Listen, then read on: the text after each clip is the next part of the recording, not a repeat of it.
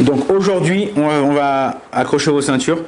On va essayer de faire en 2 shiurim les lois de Pessah qui tombent un Motzei Shabbat. Vous savez que cette année, Pessah tombe un Motzei Shabbat. Donc, il y a plusieurs problèmes au niveau de la halacha. Normalement, chez les thunes, il y a les grillades le soir de la vérification du Hametz. Parce que pourquoi? C'est quoi ce minag? D'où il vient ce minag des grillades? Comme ça, il dit le Chida. Rabbi Chaim David Yosef Azoulay. Il dit que chaque minagim qu'on a dans chaque keila, dans chaque communauté, en vérité, il ne faut pas être mezalzel. Il ne faut pas dire oh, c'est nul, qu'est-ce que vous faites, c'est n'importe quoi, la superstition. Il y a des trucs qui sont superstitions, mais il y a des trucs, non, c'est des vrais minagim. C'est des vrais minagim. Il dit comme ça le Chida. Il dit par exemple, là avec les grillades, comme on ne pouvait pas manger de pain, ou on peut manger du pain, mais ça on vient de faire l'abdikat Hametz, le pain ça s'éparpille, machin et tout. Alors, qu'est-ce qu'on fait? On mange de la viande avec des salades, sans rien, hop, pour truc. Aujourd'hui, c'est rentré avec le pain italien, machin et tout. Ok, ouais. Maintenant, ils ont tout. Ou par exemple, il y en a qui mangent la pkela, ouais. Ou ceux qui mangent, les Marocains qui mangent le poisson haïmi, ouais. C'est écrit dans la halakha, c'est écrit dans le Shulchan Aruch, c'est écrit dans la Gemara. Le Mishnah Bora, regardez, Mishnah Bora, Siman Resh, même bête. Premier chapitre d'Ilchot Shabbat. Là-bas, il dit on mange des épinards le soir de Shabbat ou le Shabbat. Épinards, c'est quoi? Il était ashkénaze. Ouais. Donc en vérité, il y a chaque mina qu'on fait, il a une base, il a quelque chose sur lequel on s'appuie et sur lequel on a une base pour comment faire. Donc Bezrat Hashem, on accroche les ceintures, on y va. Le Shabbat cette année, Shabbat Agadol, il tombera une semaine avant Pessah. Ah mais tu veux dire c'est que chaque année? Non, en général, Shabbat, des fois Pessah ça peut être mercredi ou lundi et le Shabbat d'avant, c'est 3-4 jours avant, c'est Shabbat Agadol. Et là, étant donné que c'est Shabbat Pessah, Shabbat Agadol, ça sera le Shabbat d'avant. Le Shabbat aussi en vérité le Shabbat qui est mamash, moins de 24 heures avant, 24 heures avant l'entrée de Pessah, il s'appelle aussi Shabbat Agadol. On va dire qu'il y a, si vous voulez, il y a 2 Shabbat Agadol et c'est important. Pourquoi je vous parle de Shabbat Agadol? Shabbat Agadol, il est fait pas pour raconter des histoires. Shabbat Agadol, il est fait aussi, à part, c'est-à-dire il est fait aussi pour raconter les lois, de parler des lois de Pessah qui sont importantes. Les gens, ils savent pas. C'est pas parce que toi, tu as étudié la yeshiva, ou tu as eu un rav, ou tu as eu quelqu'un que tu sais lire, tu étudies, tu sais comment faire. Il y a des gens, chaque année, ils me rappellent pour les mêmes questions. Et comment on fait pour cachériser un four? Et comment on fait pour cachériser un micro-ondes? Et comment on fait pour truc? Et qu'est-ce qu'on doit faire le soir du seder, le soir du machin? Il y a plein d'halakha qui reviennent. Les gens, ils oublient d'une année en année, où ils mélangent tout. Ils mélangent les pinceaux, ils mélangent entre Tisha B'Av et la période du Homer, machin. Bon, bref. C'est important de faire chazara, de faire attention sur les lois qu'on étudie qui sont hyper importantes. Donc le Rav, ou si vous êtes en France, vous voyagez ou dans votre communauté, préparez-vous une petite feuille blinédaire. Je suis en train de travailler sur ça, de traduire en français les lois de Shabbat, les lois de Pessah qui tombent veille de Shabbat.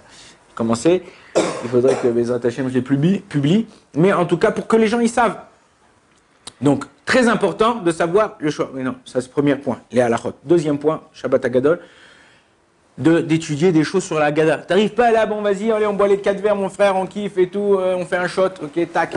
Non, ok, il faut savoir que c'est hyper important de savoir, raconte une histoire, raconte un truc qui t'a fait kiffer, raconte quelque chose que t'as aimé. On a tous, chacun, on a une neshama différente et chacun on est attiré par d'autres choses.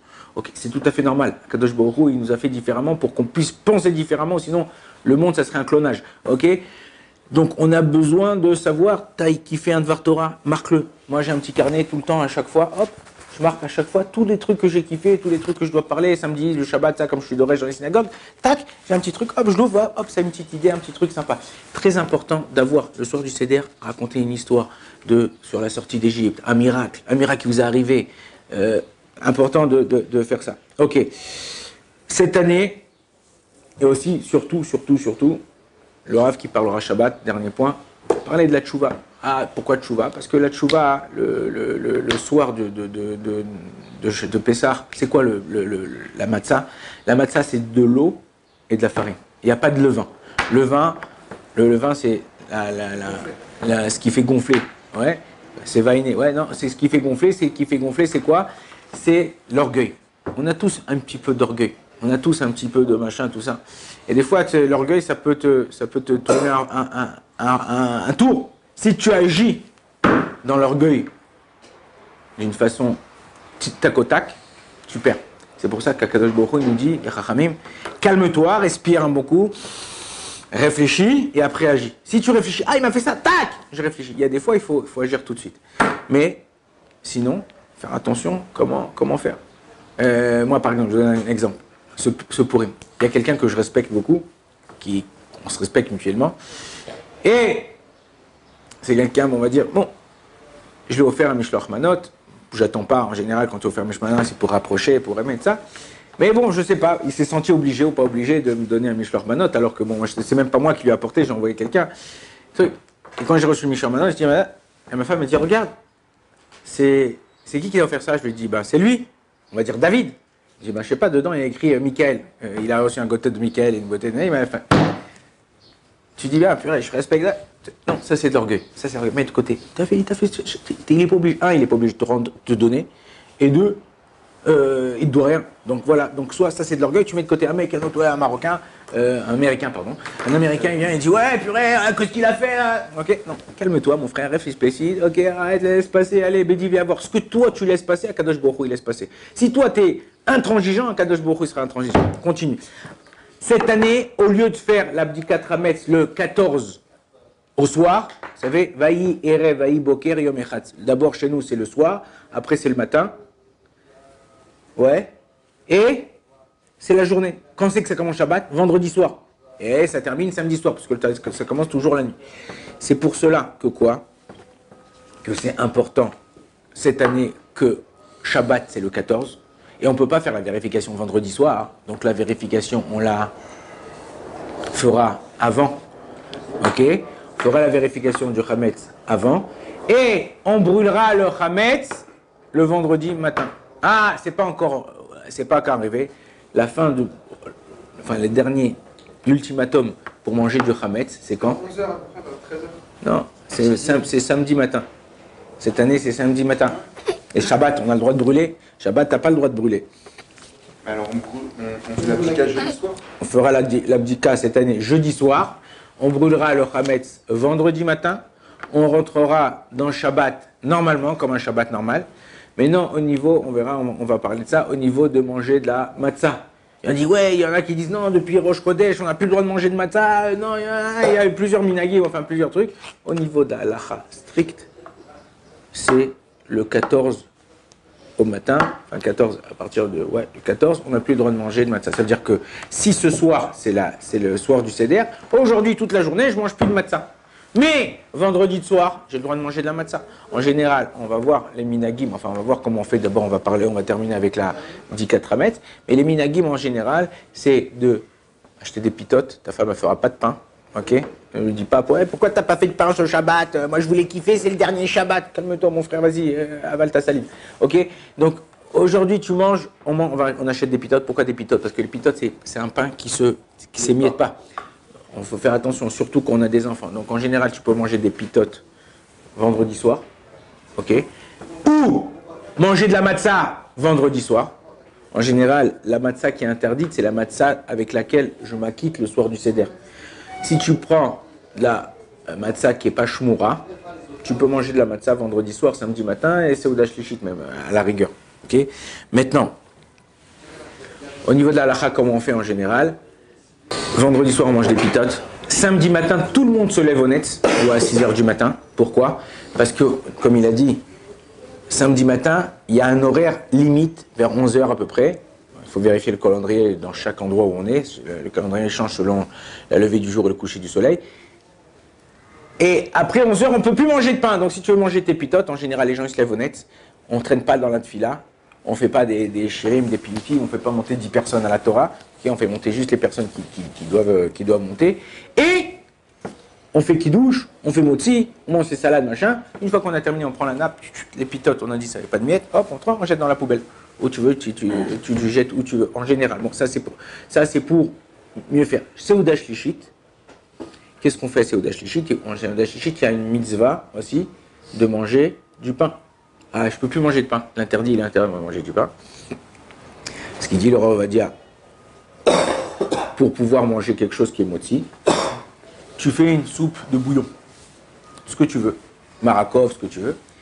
Tu l'enlèves du feu, une fois qu'elle a arrêté de bouillir, donc il y a l'ébullition, tu attends qu'elle est encore chaude, tu prends ta matzah, hop, tu lâches ta matzah à l'intérieur, hop, tu prends une autre matzah, hop, hop, tu mets 2, 3, 4, 5 matzahs, combien tu veux, une fois que la matzah, que la soupe elle est un peu refroidie, tu viens avec une passoire, un truc, tu sors les matzahs, tu les laisses goûter comme quand tu fais des schnitzels ou quand tu fais des escalopes ou que tu veux, et après ils vont durcir ces matzahs, ça s'appelle la matzah mevouchelet.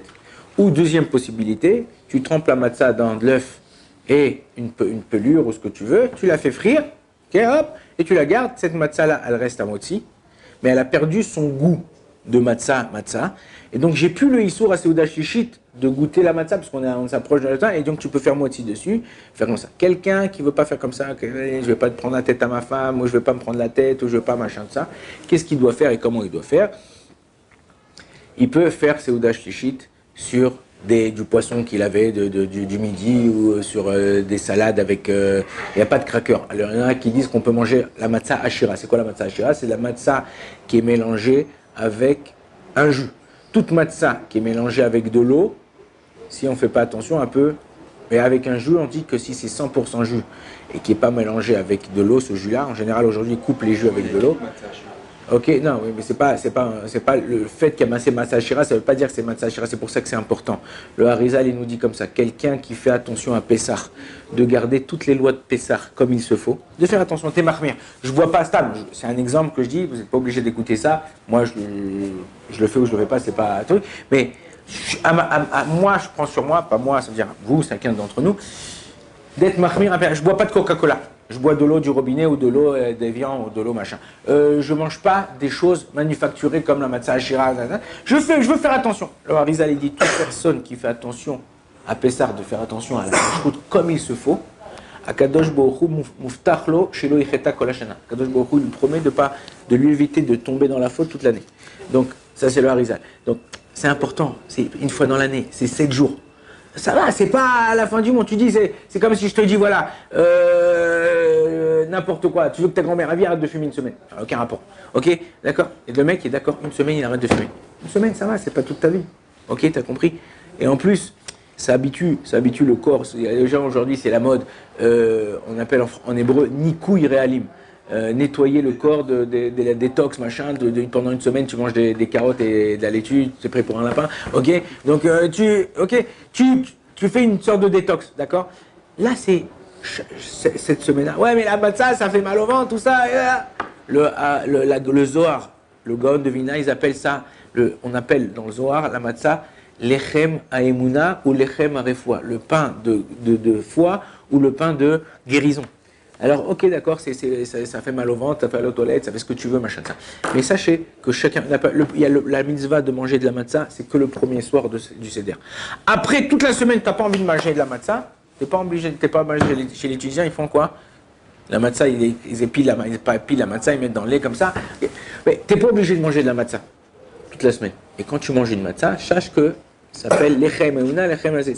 On vient puiser, sachez que la fête de Pessah, je vous ai dit une fois, chaque fête, c'est la station essence de la voiture. C'est-à-dire quand tu as une voiture, tu n'as plus d'essence, ou que tu n'as plus d'électricité aujourd'hui, ok, tu n'as plus d'électricité, tu mets ta Tesla à brancher, d'accord? Et bien, chaque fête, c'est la charge pour toute l'année. La fête de Pessah, c'est la charge de la Emouna. On vient prendre des forces pour toute l'année de notre Emouna. Si toi, tu ne fais pas attention, et tu dis, bon, ça va, toi, t'es avec ton téléphone, t'es avec ton... Vas-y, laisse, mon frère, prends la Emouna pour toute l'année. Après, tu demandes au milieu d'année, ouais, arrête, j'arrive pas, là, je truc, ça va pas et tout. Elle m'a quitté. Non, mais si tu prends ta Emouna dans l'année, tu prends ta Emouna à Pessah, tu verras que tout, tu passes sur un bulldozer. Comment on peut faire une Ashbata le samedi? Alors, ok, très bien. Il pose une question, il dit comment Shabbat on peut réannuler le Chametz. Déjà le Chametz, tout le temps, mais c'est pas que ça tombe Shabbat ou pas Shabbat, la veille de Pessah, on allume déjà la veille, après qu'on a fait l'abdikat Chametz et qu'on a fait la bracha, ok. Alors dans ces cas-là, on fait quoi? Hein? Dans ces cas-là, on fait quoi? On fait la bracha, on fait là aussi le bitul hametz le lendemain matin. Donc là, qu'est-ce qu'on fera? Je vous ai dit après qu'on peut, nous qu'on est en Israël, qu'il y a un héros, on peut prendre ce hametz là et le jeter. Mais non, ce qu'il dit le Rav Ovadia, c'est qu'on prend, s'il nous reste du hametz l'émietté, enfin l'émietté, l'enlever, ou si c'est des pitotes qu'on ne peut pas émietter, on enlève qu'il y a moins de kazaïd dans chaque morceau, tu le mets dans un sac en plastique, tu le jettes à la poubelle et tu peux le jeter en Israël. Mais non, tu ne peux pas le jeter à la poubelle, tu peux le jeter dans les toilettes, si c'est à moins de kazaïd, jeter dans les toilettes et tirer la chasse, ok, et tu fais kol chamira deika birchute de chazité ou de la chazité de biarté ou de la biarté, avec les keafar de hara, ok, tout le pain et le vin qu'il y a dans ma possession, que j'ai vu, que je n'ai pas vu, qui soit considéré comme la poussière de la terre, d'accord, et hop, t'as annulé ton chametz, il n'y a aucun problème. En fait, c'est pour ça que j'ai dit le vendredi matin, hein, c'est là où on brûlera le chametz vraiment, tu garderas pour 2 séodotes, tu sais que vous êtes, je sais pas moi, 10 à table, ça fait à peu près 20 pitotes, ok, 2 pitotes par personne, tac, tac, ok, et après le reste, il faudra faire attention, surtout que ces pitotes que tu as gardées ou quoi que ce soit, de les mettre de côté pour pas rentrer, que, ah mince, on a mis, on n'a pas mis, on a tout ça, et on verra Bezrat Hashem demain, le reste de là. Bon, Adonai l'olam, amen, amen.